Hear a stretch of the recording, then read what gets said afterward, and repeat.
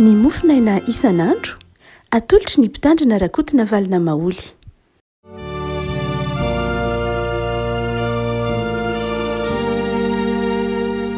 Ampifanina avana no iarabana antsika manaraka ny mofinaina ity zoma fa 20 ny volana desambra ity kary anonana ny fahasoavan'i Jesoa amintsika. Ny mofinaina antsika anio dia ny Timoty faharoa toko fahatelo. Timoty faharoa toko fahatelo andiny faefatra ambin'ny folo ka hatramin'ny fahafito ambin'ny folo. Timoty faharoa toko fahatelo andiny faefatra ambin'ny folo ka hatramin'ny fahafito ambin'ny folo. Fakitsika aminaran'i Jesoa. Fa ianao kosa dia mahareta amin'izay zavatra nianaranao sy nampinonanao, satria fantatrao izay nampianatra aminao zany. Fa hatry ny fony voazazy ianao dia fa nahalala ny soratra masina izay mampahendry anao ho amin'ny famonjena amin'ny finoana izay ao amin'ny Kristy Jesoa. Izay soratra rehetra nomeny tsindrimandrin'Andriamanitra dia mahasoa fampianarana, ho fandresen-dahatra, ho fanitsiana izay diso, ho fitaizana amin'ny fahamarinana mba ho tanteraka ny olon'Andriamanitra, ho vonina tsara ho amin'ny asa tsara rehetra. Ray masonao manamasinana amin'ny fahamarinana, ny teninao no fahamarinana. Amen. Rehavana Timoty moa zanakara-panahin'i Paoly dia maray aman-dreny azy dia mampirisika anjanany izy mba hitojo amin'ny fiainana tsara. Eto moa teneny amin'ny 5:20 mba ho tanteraka sy vonina amin'ny asa tsara rehetra.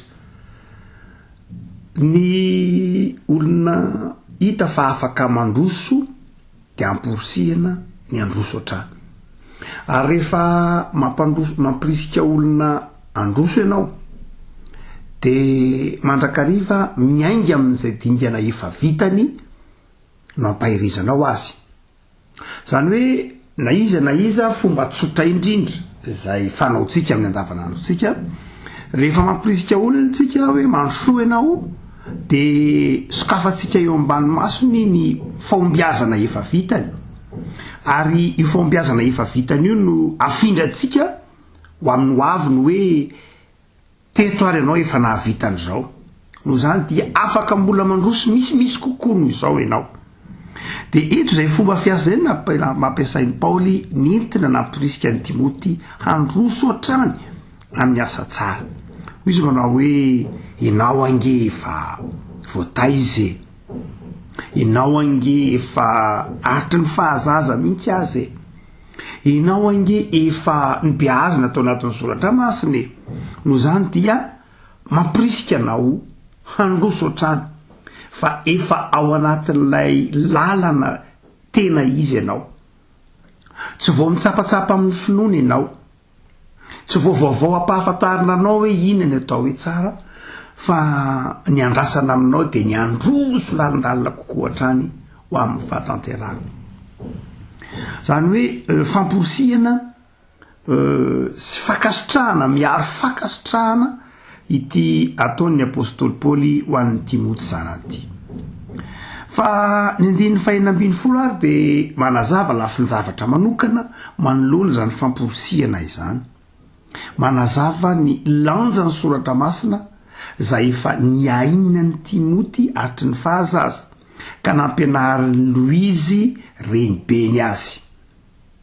Zany hoe raha kely indrindra zany dia efa any amin'ny taranaka fahatelo ry Timoty no efa nahalala ny soratra masina, ny renibeny, ny reniny dia izy.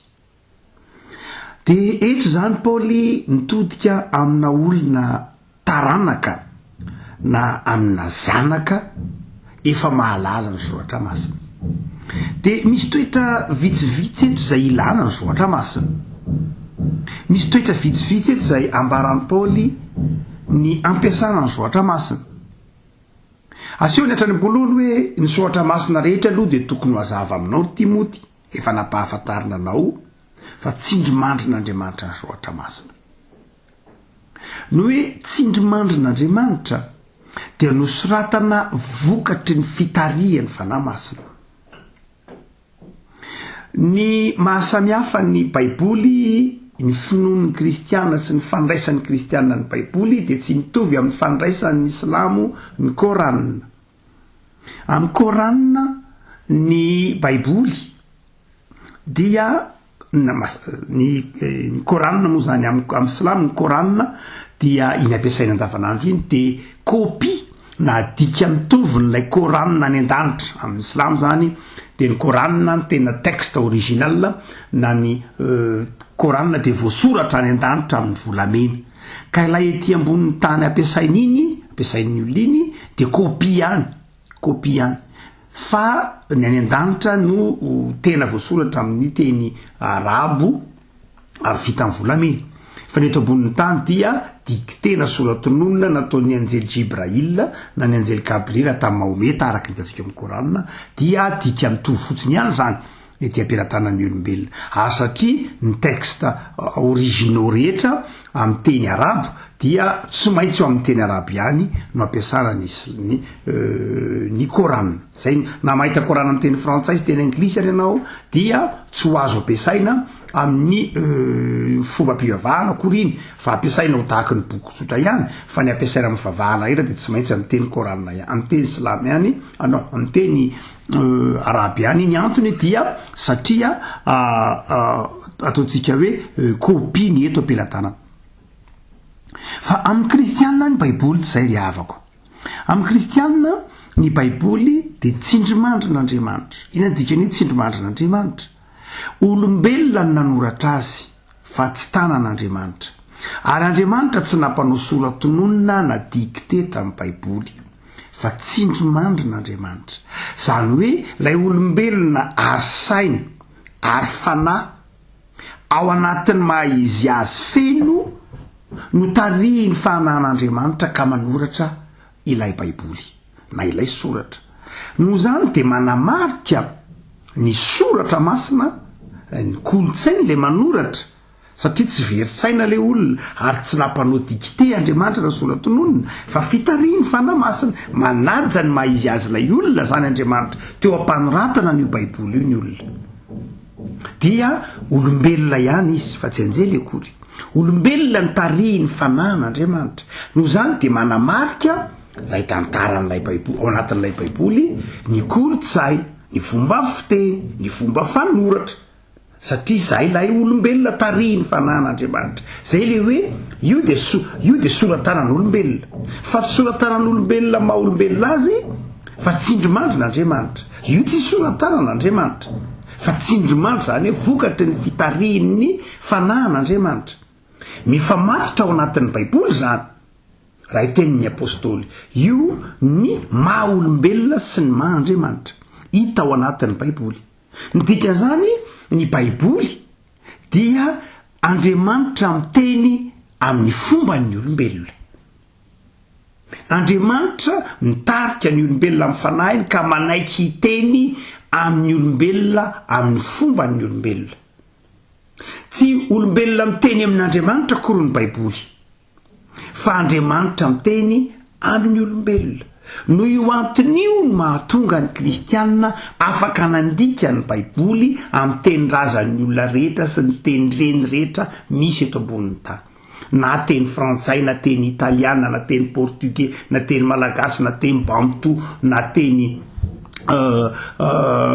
swahili, na teny lingala sy ny sisa rehetra, dia eken'ny baiboly fa ny Andriamanitra dia Andriamanitra miteny amin'ny fomban'ny olona. Andriamanitra miteny amin'ny teny reny, ny teny tenenan'ny olona mba azahoan'ny olona an'Andriamanitra. Zay mahatonga ny Paoly eto manazava amin'ny Timoty manao hoe ny Andriamanitra ao dia Andriamanitra miteny aminao. Ny Andriamanitra ao dia Andriamanitra zay nanaiky iosona amin'ny fomban'ny olombelona, nanaiky anafoana tena ka nitarika tamin'ny alalan'ny fanahiny ka nampanoratra, nitarika anoratra ny momba ny soratra masina. Dia atao inona ry soratra vokatsy ny tsindrimandrin'Andriamanitra io? de misy zavatra vitsivitsy eto ry havako mampiavaka ny baiboly amin'ny soratra tsotra. Ny soratra tsotra tamin'ny andro andro Timoty de efa be dehibe mihitsy, tsy resakitsika fa tsy ny fampianarana maro, ny filozofia grika isan-karazany, filozofia stoisiana be dehibe tamin'ny andro andro Paoly. Fa ny mampiavaka ity soratra ny baiboly zay teo ampilatanan'ny Timoty zay tenenina hoe soratra masina ity de vokatry ny fitariany fanamasina, tsy vokatry ny fahazavan-tsaina, tsy vokatry ny tantara, tsy vokatry ny fanabeazana, tsy vokatry ny kolotsay, fa soratra nosoratana vokatry ny fitariany fanamasina na ny tsindrimandrin'Andriamanitra. Zay natao hoe soratra masina. De atao iny ny hoy ny apôstôly Paoly. Hoy tsika manao hoe mahazatra tsika amin'ny de izao ny soratra masina nahazatra zay nampianarina tany amin'ny testamenta taloha, de ny soratra masina milafy roa. Ny voalohany mampahafantatra ny olona ny momba an'Andriamanitra, zay ny soratra masina, mampahafantatra ny olona ny momba an'Andriamanitra. Fa ny faharoa de izao, ny soratra masina de mampahafantatra ny olona ny momba ny olombelona, avezany olombelona, inona ny antom-pisian'ny olombelona. Reo toetra ro lafin-javatra roa reo no hevi-dehibe ny resahana ny soratra masina: ny momba an'Andriamanitra, ny fitiavan'Andriamanitra, ny famonjen'Andriamanitra ny olona, ary faharoa de momba ny olombelona, mahampanota ny olombelona, ny filan'ny olombelona famonjena sy ny sisa rehetra. De amin'ny tendiny fainambiny folo zay anatin'ny mofinainantsika ity de misy lafin-javatra vitsivitsy ao anatin'izay zavatra roa lehibe zay. De Paoly manao hoe zao io soratra masina io anaka de tena mahasoa mihitsy soratra masina mahasoa ho fampianarana. Zany hoe Timoty de tanora, lipahalalany Timoty, tahaky ny tanora rehetra lipahalalany, tahaky ny tanora rehetra am'izao andro iny antsika zao hoe tia mamaky boky na tia mamaky Facebook na tia mamaky mijery la fahalalana na ao anatin'ny antsoina hoe internet. De zay no mahatonga amin'ny Paoly ny teny manao hoe afa nampahafantarana anao fa ny soratra masina anaka de mampahafantatra ny momba an'Andriamanitra. Zay fantatrao zay tsindrimandrin'Andriamanitra. Fa izao anaka, io soratra masina nomenanao io koa de tena manome fahazavan-tsaina sy fahalalana anao. Azany rehefa ko malala mety ho adinitsika, adin'ny kristiana, fa ny baiboly avako de ity mampahafantatra antsika an'Andriamanitra izy, fa misy fahalalana betsaka ihany koa mahasoa ao anatin'io baiboly io.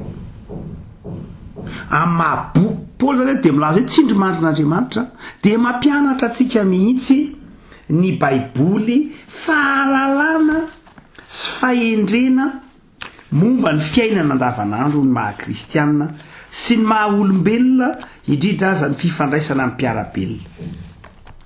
Ary izany toejavatra any de tena taporisiany Paoly mihitsy any Timoty hoe tandremy tsara anaka, fa raha lipahalalana ianao de aoka ho fantatro koa fa amin'ny baiboly koa ange manome fahalalana anao e. Anankiray ihany zay ndeha ataoko ohatra hoe ao anatin'ny soratra teo am-pilatanan'ny Timoty, fa mety ho tsy de tena teo am-pilatanantsika ohatra fa ao anatin'ny baiboly ny dimy mankehitriny izy ohatra anankiray ohatra ny hoe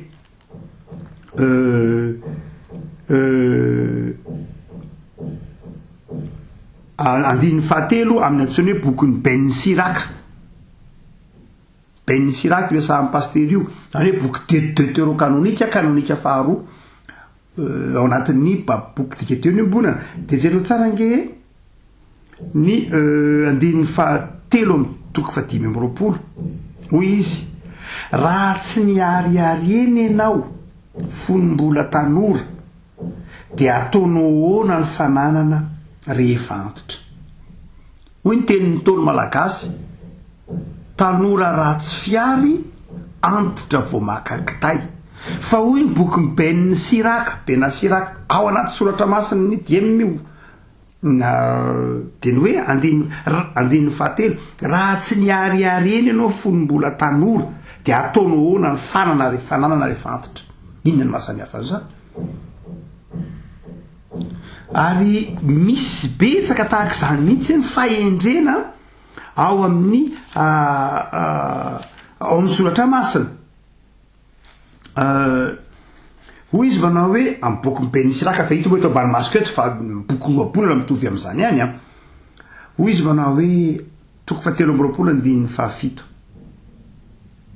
re anaka enoy ny fomba fifehezam-bava izay mitandrina izany tsy mba voasingotra zany hoe zava-dehibe ny fahendrena aizan'ny olona mitambava azahoan'ny olona mitambava mahafehivava ny zaza lara tsy taiza de enatra ao andrainy ny zaza vavy zay toy izany koa de teraka ny hoe fa tiantoka ho azy hitatsika zany fa eo zany ny baiboly zany tia ny Paoly teneniny eo dia ny baiboly de fitaovana mihitsy omen'Andriamanitra atsika ahatonga atsika olona ilaina olona mahasoa ny hafa ao amin'ny fiarahamonina no zany de ny baiboly zany ny soratra masina de tokony ampiasaitsika ho bokim-pahalalana ihany koa mamaky mihitsy ianao baiboly tahaka ny amakinao romansa anatry ohatra mamaky baiboly ianao ahafantaranao n'Andriamanitra fa mamaky baiboly ianao ahafantaranao ny tenanao sy ahafantaranao ny hafa resahan'io boky noabolana io mikasika ny fahendrena isan-karazany resahan'io boky ny sirasidy io resahan'io boky ny exodosy io misy fahalalana maro isan-karazany mampahendry ao misy fampianaranao ahafantaranao ny olombelona ny toetran'ny olombelona ny fisainan'ny olombelona ny toetran'ny ray aman-dreny ny tokony atao amin'ny ray aman-dreny sy ny sisa rehetra no zany rehefa ko malala de hoy Paoly eto manao hoe afatra ao anao aoka ianao ampiasa ny baiboly hamaky ny soratra masina azahoanao fahalalana sy fahendrena fa ny faharoa izy manao hoe io soratra masina io koa nge fitaovana hoety mandresy lahatra mamaky aloha ianao zany mifehy tsara ianao fa ny faharoa de zao lasa ampiasainao le izy dingana faharoa zany efa lalindalina ny fahafantaranao sy fandalenana soratra masina de mampiasa le soratra masina ho lasa fitaovana hoety mandresy lahatra ianao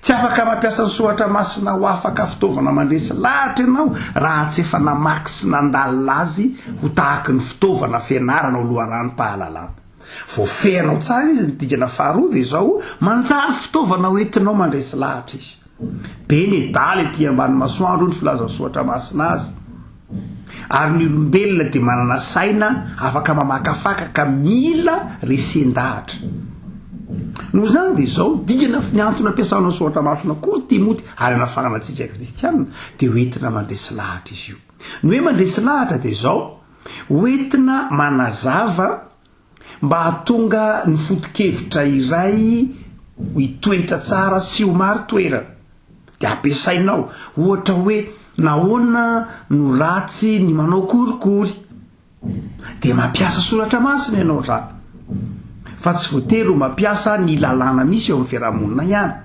nahoana no tsy maintsy arovantsika ny tontolo iainana nahoana no tokony ambolo hazo isika be dehibe le ty soratra masina azo ampiasaina mba hahafahana miaina tsara mampiaina tsara ny fahendrena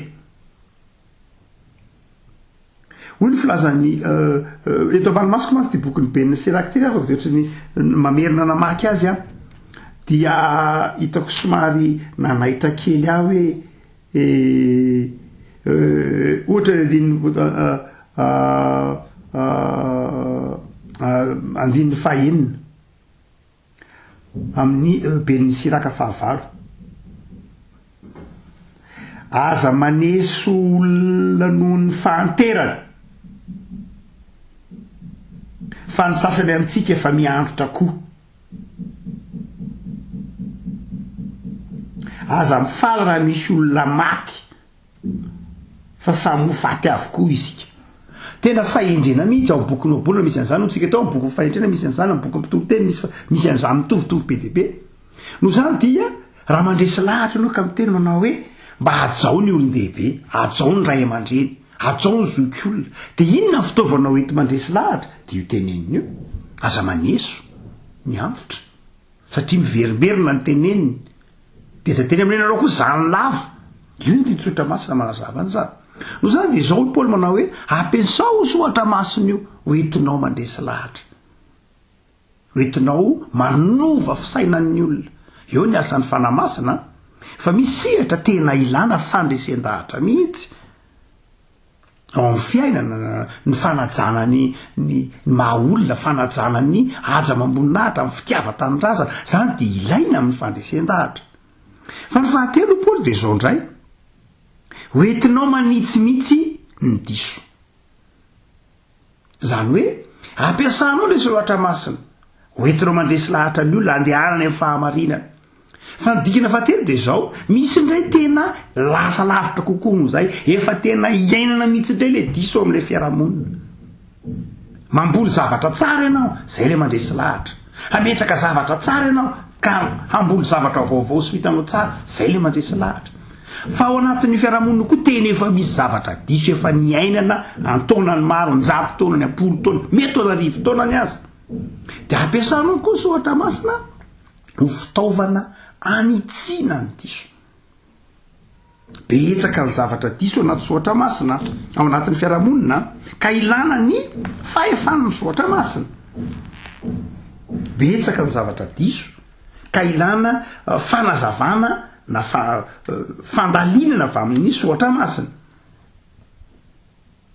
no zany de ampiasaitsika ny soatra masina ny réforme na ny fanitsipivavahana de sady nandresy lahatra fa izao ny marina no sady nanitsy ny diso ny ainga avy amin'ny soatra masina aza tonoana fa ireo lafiroan'ny soatra masina ireo de tsy afa-miala aminao mihitsy ianao mamaky sy mandala ny soatra masina io fa ianao mampiasa azy handresy lahatra milaza fa izao ny marina izao ny mety izao ny tokony ho izy ary amin'ny lafi anankiray enao koa manitsy ampitiavana mazava ho azy ampahendreny ny diso engaeravako malala ho tianao any ny soatra masina aza faly mandray fotsiny ihany fa miezah koa mampianatra ny tenanao miezah mamaky baiboly miezah mametram-panontaniana amin'ny olona efa zoky ara-panahy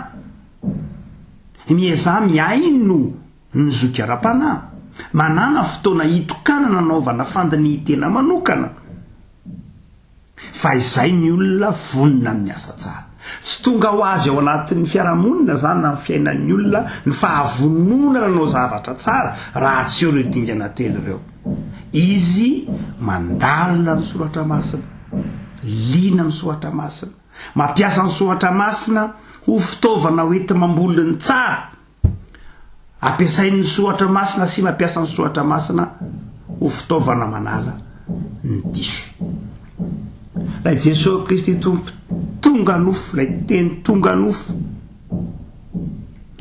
izay Jesosy zay eny zay tsarotsika amin'ity krismasy ty ny fitafianofony ho fiainana ho anao ary ahatonganao ho tiany tenin'Andriamanitra ay andresy lahatra hanitsy ny diso ary ahatonganao ho vonina amin'ny asa tsara ivavaka sika tompo misaotra anao zahay fahatry ny fony fahazazy zahay de efa nahafantatra ny soratra masina fahasoavanao anay zany hatry ny fony zahay de efa natao batisa hatry ny fony fahazazy de efa nahita trano fiangonana manodidina ny tanàna anay ny fonenanay fahasoavanao anay zany tompo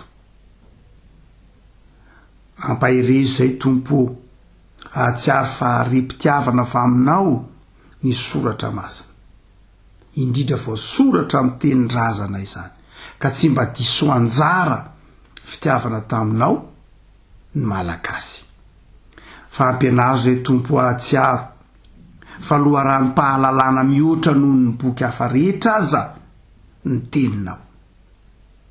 Ataovy tia mamaky zany zahay. Ampianary zay tompo mba hay ampiasa zany hoentinay mamboly ny fahatsarana sy ny fahatanterahana ao amin'ny sehatra maro misy anay avy. Ampianary zay mba hay ampiasa zany amin'ny fitarihan'ny fanahinao masina mba hanitsy ny diso, ary ampiasa zany fitezana sy fanabeazana ny fiarahamonina. Manomboka eo aminay tsiray azo zany tompo, dia ny fanahinao masina ny hitarika anay, anjaka ao amin'ny fiainanay.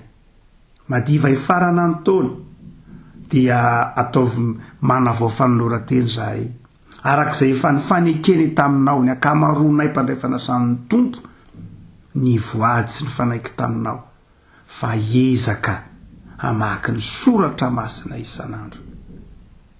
Tompo, dia ampianary zahay ahazona izany teny zany, ary raha tsy nahazony zany zahay dia tsy nay nandresy lahatra, tsy nay nanitsy ny diso, tsy nahataiza koa ary, koa dia mamindra fo tompo, fa mitona ho avy rehetra amin'ny ho avy ampianary zahay ho tia ny soratra ao masina izay tsindry mandrinao Andriamanitra, mitaiza sy mampianatra anay.